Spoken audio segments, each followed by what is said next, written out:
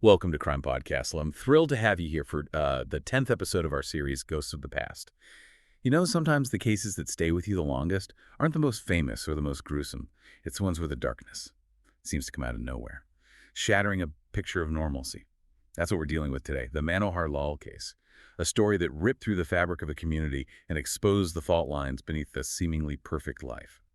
It's fascinating how this case, set in 1958, really captures that chilling contrast.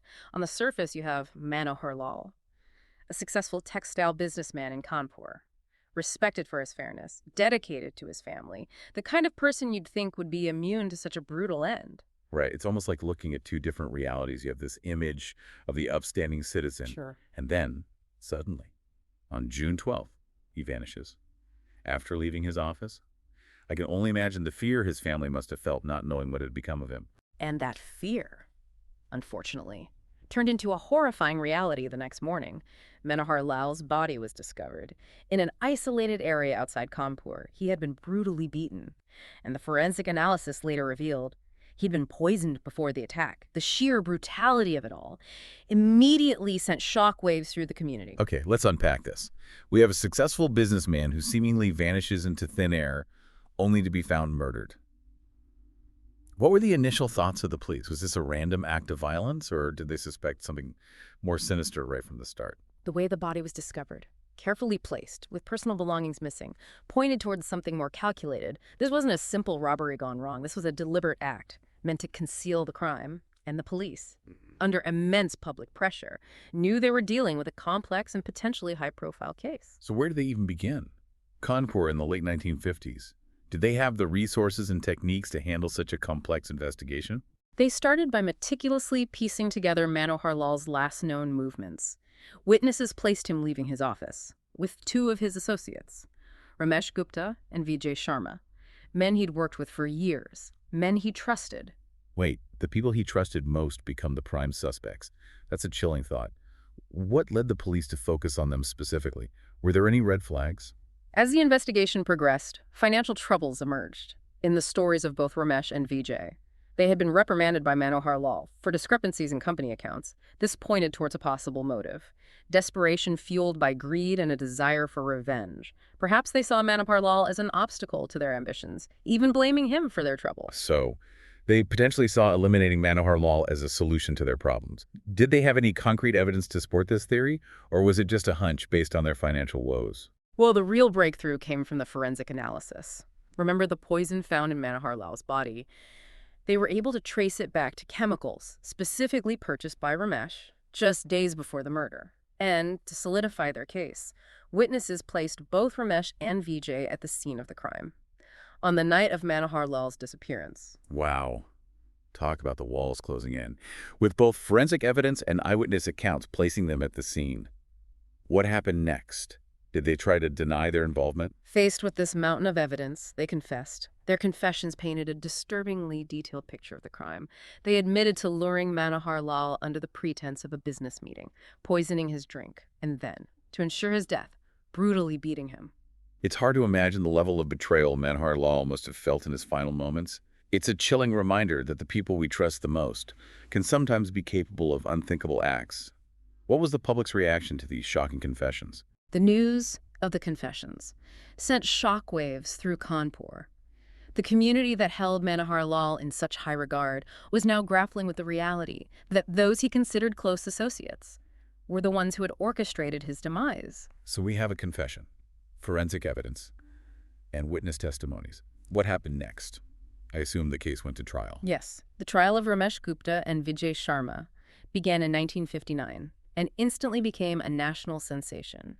The courtroom was packed with journalists, curious onlookers, and of course, Manohar Lal's grieving family. I can only imagine the tension in that courtroom. Everyone wanted to see justice served. Yeah. For this respected man who had been so cruelly taken from his family and community. The trial was definitely a turning point in the case. It wasn't just about determining guilt or innocence. It was about understanding the motives, the premeditation, the sheer callousness of the act. So walk me through this. What was the prosecution's strategy? How did they present such a complex case to the jury? Their case was meticulously crafted, built on a foundation of forensic evidence, witness testimonies, and of course, those damning confessions.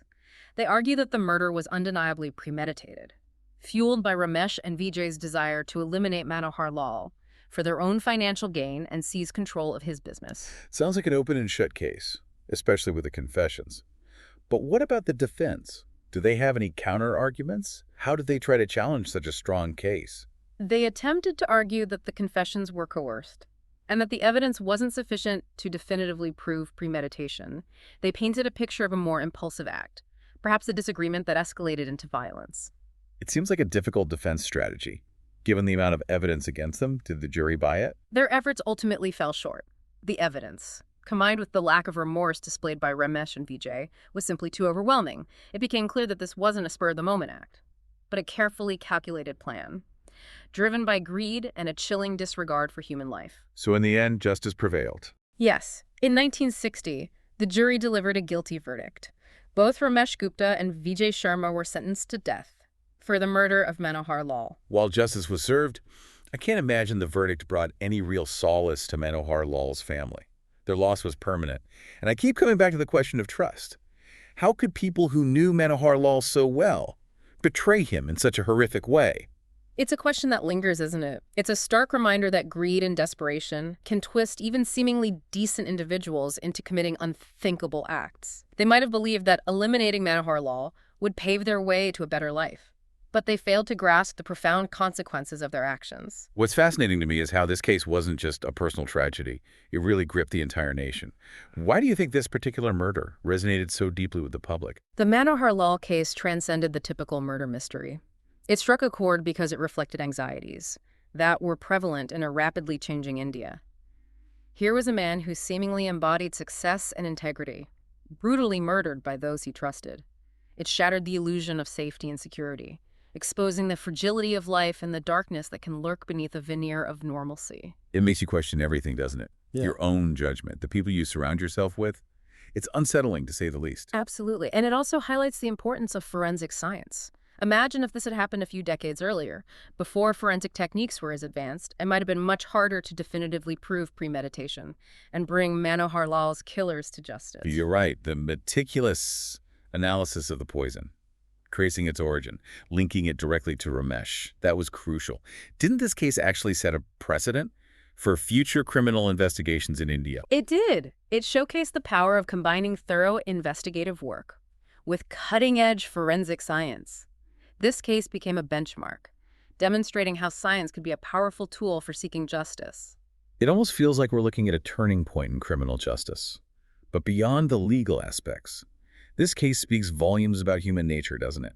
It forces you to confront uncomfortable truths about greed, ambition, and the capacity for betrayal. Exactly. This case ripped away the facade of a seemingly perfect life, revealing the cracks beneath the surface. It forces us to confront the uncomfortable reality that evil can lurk in the most unexpected places, even among those we believe we know and trust. It's a sobering thought. It makes you wonder about the choices we make and the potential consequences they hold, not just for ourselves, but for those around us. Every decision creates a ripple effect, and sometimes those ripples can lead to devastating outcomes. The Manohar Lal murder case is a tragic testament to that truth. We've covered a lot of ground here, and I feel like we've barely scratched the surface of this complex and tragic story.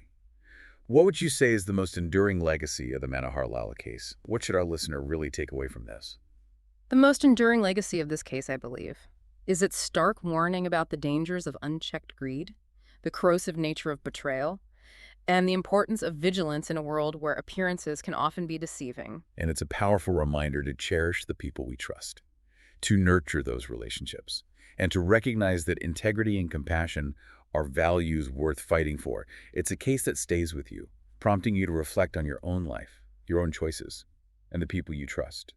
What stands out to you as the most haunting aspect of this story? For me, it's the chilling realization that even amidst success and a seemingly happy family life, darkness can fester.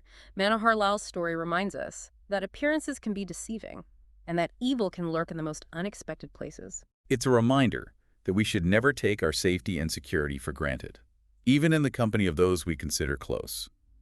What lessons do you hope our listeners will take away from this deep dive into the Manohar Lal murder case? I hope this case serves as a reminder for everyone to be discerning in who they trust, to be aware of the potential consequences of unchecked greed, and to appreciate the importance of integrity and compassion in navigating the complexities of human relationships. Manohar Lal's story is a tragic one, but it's also a testament to the pursuit of justice and the power of forensic science in uncovering the truth.